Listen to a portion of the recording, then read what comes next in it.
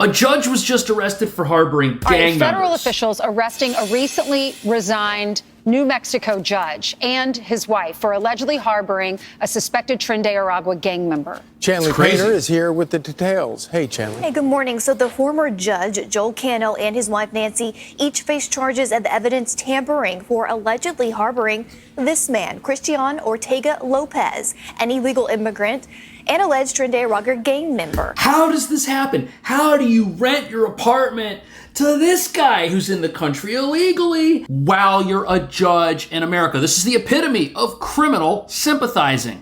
The couple's arrest this week. The controversy began in late February when Homeland Security investigations arrested 3 Venezuelan nationals, including Ortega Lopez, during a raid on the judge's property in New Mexico. Cano then resigned as a magistrate judge in March. Investigators claim Ortega Lopez has Tren de Aragua related tattoos, social media posts, and clothing, and used a search warrant to discover voicemails and text messages related to alleged gang activity. Social media pictures show Ortega Lopez posing for photos with the Cano family and posing with weapons that Ortega Lopez claimed belonged to the... Is that a Christmas tree back there? Was this a Tren de Aragua gang member Christmas party thrown by a judge? That doesn't make any sense. How on earth do you end up living with somebody without having any idea that they're part of an international criminal organization? He had to have known. Judge's daughter. Homeland Security Secretary Kristi Noem responding to the arrest with this, quote, under President Trump, we have arrested over 150,000 aliens, including more than 600 members of the vicious Tren de Aragua gang. If you are here illegally and break the law, we will hunt you down, arrest you, and lock you up. That's a promise. Ortega Lopez illegally entered the U.S. in 2023. He is currently facing federal charges for being an illegal alien in possession of a firearm, which is punishable by up to 15 years. And apparently the judge gave him the firearm. Isn't that wild? According to the New York Post, this guy right here, who is the gang member in question with a tattoo on the right side of his neck, a tattoo on the left side of his neck, and possibly a tattoo on his face. How on earth does somebody get into a situation with a person like this? And what's the story here? He was just a guy they were trying to help out. One of the most bizarre stories you ever will hear. Very bizarre. Totally. But, you know, this is a reminder that when you have 4 years of an administration in the Democrat Party completely embracing open borders, this is going to haunt them for years, if not decades. Because it doesn't matter. These stories are going to keep coming out. They're never going to go away. They're never going to get over it. And if Republicans are smart, they will forever. So these are people who aren't just embracing the idea of open borders. They're embracing the idea that people in this country who aren't supposed to be here aren't criminals who've done something wrong, possibly gang members. No, they're embracing the idea that these people are at the highest possible level of victimhood there is, because America is such an evil, terrible place. And here you've got people who've just got the worst deal possible from America because they're not even allowed to be in here. They're illegal as far as evil America's concerned. Which explains how this judge and his wife, who have a nice SUV in their house that has a yard and is big enough to have this little offshoot home where these gang members were living, could do this. They didn't think these guys were criminals. They were trying to make the world a better place. This is what Democrats embraced, bringing in literally millions of illegals, many of them gangbangers, who committed crimes. You know what the worst is, Charlie? They denied it. And then they told you they couldn't be stopped. It's a policy issue. You needed new laws. Don't believe your eyes. Don't believe the Border Patrol. Yeah, that's it. They hear stories about how these guys are criminals, and they say, oh, no, they're not. Look, I've got my apron on. We made steaks together. We went on a hunting trip. He's using my rifle. I don't feel like I'm in danger. This is just absolutely crazy. You've got to suspend reality to think like this. As KTSM has reported, former Doña Ana County Magistrate Judge Joel Cano rented out his gang signs, casita, or a small home behind their own home, to Christian Ortega Lopez. They met when his wife hired Ortega Lopez to install glass. So all this guy's social media is him flashing symbols and showboating about his new life in the home of a judge where he probably thought he was going to be protected from the law, because here you've got a judge who's supposed to understand and know the law. I wonder what their private conversations were like. I wonder if this judge was telling him, hey man, I know you're a good guy. You just stay here, lay low with me. Don't worry, nothing's going to happen to you. I've got you. His office says Ortega Lopez was seen with multiple firearms in pictures that were posted on social media. The feds seized those firearms and arrested Ortega Lopez in February. He allegedly admitted to entering the country illegally in 2023. It's not known if the Canos knew of Ortega Lopez's alleged gang affiliation. How could they not know? He lives in their house. They're having private conversations. But what's shocking is this isn't the only incidence of a judge in this country recently harboring criminals.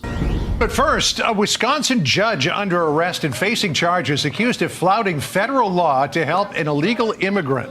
Federal prosecutors say Milwaukee County Circuit Court Judge Hannah Dugan allegedly helped that migrant avoid arrest by ICE officers at the courthouse. So let me read a little bit from the criminal complaint here. And Judge Dugan says, despite having been advised of the administrative warrant for the arrest of Flores Ruiz, Judge Dugan then escorted Flores Ruiz and his counsel out of the courtroom through the jury door, which leads to a non-public area of the courthouse. A foot chase ensued. The agents pursued Flores Ruiz for the entire length of the courthouse and ultimately apprehended him.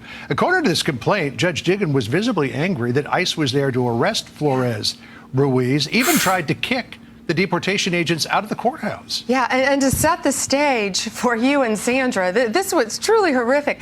This guy was in court being prosecuted by a state prosecutor for domestic violence battery. He had beat up two people. Again, you've got to withhold belief in actual evidence. You've got to be on some personal, emotional crusade to go and defend these people and to be visibly upset that ICE is even there to take them down. This is crazy. Second incident in 24 hours. They wanted to cooperate. They were sitting in the courtroom with the state prosecutor. The judge learns that ICE was outside to get the guy because he had been deported in 2013, came back in our country, commits these crimes, charged with committing these crimes, victims in court.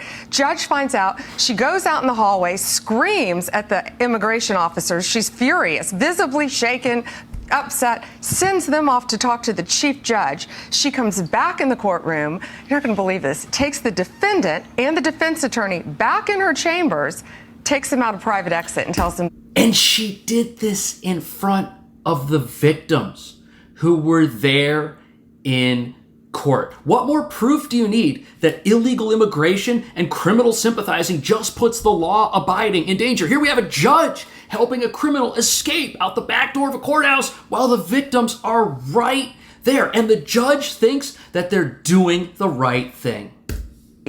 While a state prosecutor and victims of domestic violence are sitting in the courtroom. Wow. I'm proud to be a part of this administration. We're not stopping. I don't care what the judges think. I don't care what the left thinks. We're coming. So when you see these judges trying to obstruct your efforts to make this country safer, what is your message to them? We are going to prosecute you, and we are prosecuting you.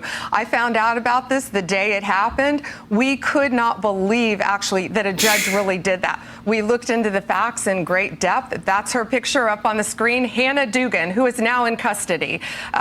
You cannot obstruct a criminal case, and really, shame on her.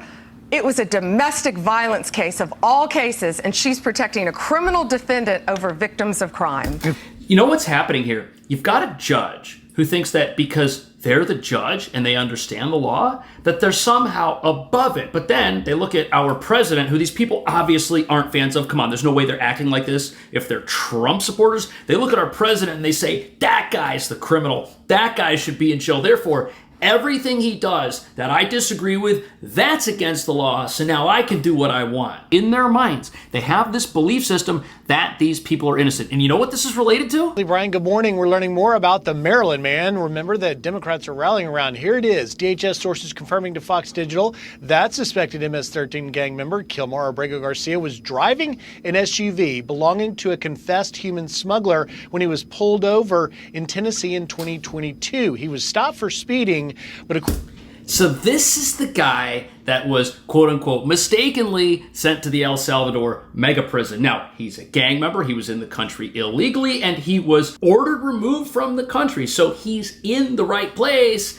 Yet everybody, all of these people, these judges, these activists, they're treating every gang member now as if they're just like this guy. They don't think any of them have done anything wrong, even though everything we know about these people shows that they never should have been let into America in the first place, and that they're very dangerous. To the trooper, he allegedly, quote, pretended to speak less English than he was capable of and attempted to put encountering officer off track by responding to questions with questions.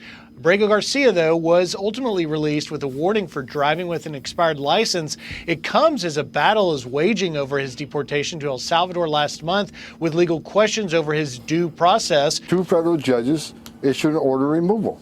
He has an order removal. He is home. We removed the gang member terrorist white beater from this country because the court ordered him deported.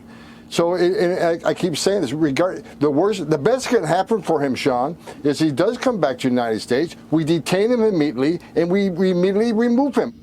Meanwhile, out in New Mexico, it's the same story. And they've actually done a great job right here by piecing these two things together. We've got judges and activists everywhere sympathizing with these gang members, treating them as if they're heroes, as if they're the ultimate victim, who America has just been the absolute worst to and who deserves all of the liberal sympathy that is out there. They want to protect these people because they think protecting these people helps them resist Trump.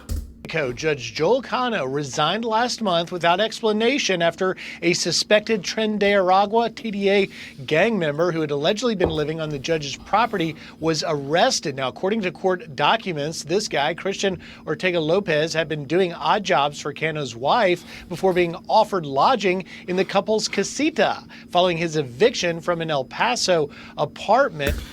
You know, and it's not even about whether or not you like Trump. These are obviously gang members. We've got the evidence that they're criminals. Somebody's got to get them out of the country, and protecting these people and trying to help them hide from the law just puts everybody in danger. This judge and his family, they don't understand who this guy is. They were putting themselves in danger by living with this person. What if this person decided, you know what? My time here's up. I need something else from these people. What if he had harmed them or accosted them in some way? They have no idea what this person's capable of because they've suspended belief about who he actually is. And it's really not that hard to see what's going on here. You've got an entire judicial system in this country where many of the members hate the president and have vowed to resist. That's why you have all of these judges stopping these deportation orders to get these gang members out of our country and get people into prisons where they belong, where they can't harm anyone else. But you've got judges standing in the way of that because they think the orders to get rid of these people are against the law. And since they think they're standing up for righteousness in their own minds, they're willing to do stuff like these judges